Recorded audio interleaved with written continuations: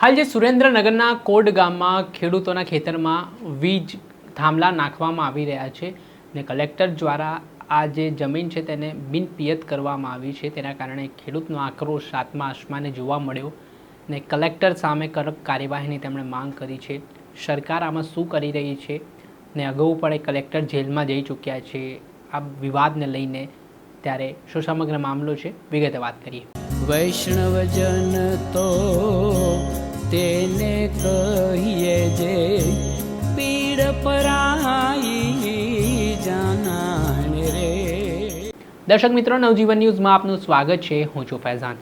સુરેન્દ્રનગર જિલ્લાના ધાંગધ્રા તાલુકાના કોંટ ગામના ખેડૂતો છેલ્લા 10 દિવસથી ભારે વિરોધ કરી રહ્યા છે, કેમ કે વીજ થાંભલાઓ છે તે પાવર ગ્રીડ કંપનીઓ તેમના ખેતરમાં નાખી રહી છે અને ખેડૂતો આ વાતથી સહમત નથી ને આનો વિરોધ છે તે ઉગ્ર બનતો પણ દેખાઈ રહ્યો છે, પરંતુ પોલીસ પ્રશાસનને આગળ ધરીને આ કાર્યવાહી આખી કરવામાં આવી રહી છે।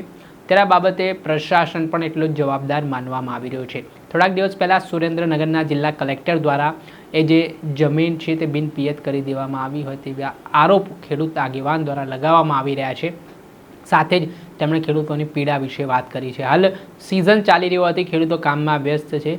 5 દિવસ પછી તેમણે કહ્યું કે ખેડૂતો ખાનગી કંપનીઓને તેમની તાકાત બતાડી દેશે કે ખરેખરમાં તેમની જમીન બચાવવા માટે તેઓ શું કરી શકે છે। પહેલાં એ સુરેન્દ્રનગરના ખેડૂત આગેવાન છે, તેમનો વિડીયો સામે આવ્યો છે, આપ આ વિડીયો જુઓ।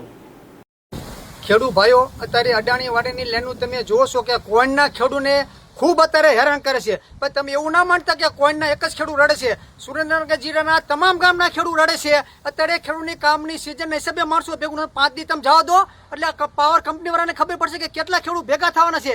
અને કોઈની જમીન અત્યારે બિનપિયત કરી નાખી છે કલેક્ટરને ખબર હોવી જોઈએ ને કે બિનપિયત થઈ જાય જમીન તો તમે આના પહેલા સાઈન ચૂકવી હતી, તારે બિનપિયતની સાઈન નોખી ચૂકવી હતી, પિયત વાળાની સાઈન નોખી ચૂકવી હતી, તો કલેક્ટરને ખબર નથી। અને જો પાક ધિરાણ લેવા જ્યારે જ્યાં હતા ત્યારે ત્યાં પાક ધિરાણમાં 2 જાતના પાક ધિરાણ હોય છે, એક બિનપિયતનું પાક ધિરાણ હોય, પિયતનું પાક ધિરાણ હોય છે। તો એ વખતે સબ રજિસ્ટર વાળાએ મામલતદારે જેને અત્યારે પિયતનો દાખલો આપીને જે કર્યું હોય કે પિયત છે તો એ બધાના અત્યારે માથે સજા કરો। તમે અત્યારે મામલતદાર માથે અત્યારે કેસ કરવો પડે કાયદેસર સરકારને, કારણ કે કલેક્ટર જો ખોટું કરતો હોય જિલ્લાનો રાજા તો મામલતદાર હોય, પ્રાંત અધિકારી હોય, બધાને ખોટું સિવાય કંઈ કરતા નથી। અને તમે જેટલા પણ ખેડૂતને હેરાન કરો છો એ ભૂલી જતા નહીં, સત્તા પરિવર્તન કાલ થવાનું છે અને થાય છે તેથી તમને કોઈ પણ ખેડૂત છોડવાના નથી, એક પણ ખેડૂત। અને ખેડૂતની જમીન માથે નહીં, તમે ખેડૂતના સાથી માથે અત્યારે થાંભલા ખોડો છો, એટલે તમે મહેરબાની કરી અને ખેડૂતની સમજૂતી કરીને લેન કરો ખોડો, એને અમને વાંધો નથી, પણ તમારે ખેડૂતને ઉલ્લુ નકરા બનાવવાના હોય અને કલેક્ટર એમ કહેતો હોય કે બિનપિયત છે ને મોરબીમાં પિયતના તમે પૈસા ચૂકવતા હોય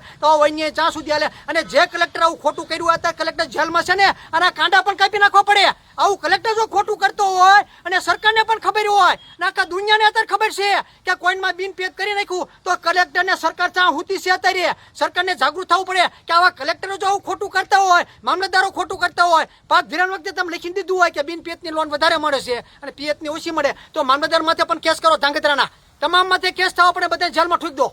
તમે ખેડૂતને નકરા લૂંટવાની વાત કરો છો એટલે તરદાન ખેડૂતને પણ હું નમ્ર વિનંતી કરું છું, તમારી પાસે મત મહિના પહેલા લઈ જશો, તમે ખોબે ધોબે મત આપ્યા છે, તમે 30 વર્ષથી કોઈ ગામ પણ મત ભાજપને દેતું આવે છે, આ એનું પરિણામ છે।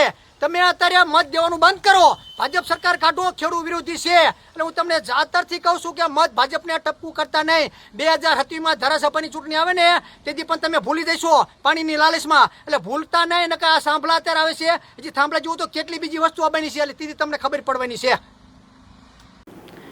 જી હા, આપે આક્રોશ પણ જોયો, જેમાં જિલ્લા કલેક્ટર સામે પણ તેમનો રોષ જોવા મળી રહ્યો છે, કેમ કે જે પિયત જમીન હતી તેને બિનપિયત કાગળ પર કરીને આજે વીજ થાંભલા નાખવા માટેની મંજૂરી આપવામાં આવી છે, તેના કારણે રોષ ખેડૂતોનો ભભૂકી ઉઠ્યો છે અને 15 જૂનના રોજ ગાંધીનગરમાં એક ટ્રેક્ટર માર્ચનું પણ આયોજન કરવામાં આવી રહ્યું હોય તેવી માહિતી મળી રહી છે। એટલે જોવાનું રહ્યું કે સુરેન્દ્રનગરમાં આ જે સ્થિતિ છે તે આગામી દિવસોમાં કહેવાય રહ્યું છે કે કોંટ ગામ નહીં પરંતુ સમગ્ર સુરેન્દ્રનગરમાં બનશે તેવી આશંકા ખેડૂત આગેવાને વ્યક્ત કરતા મામલો ગરમાયો છે।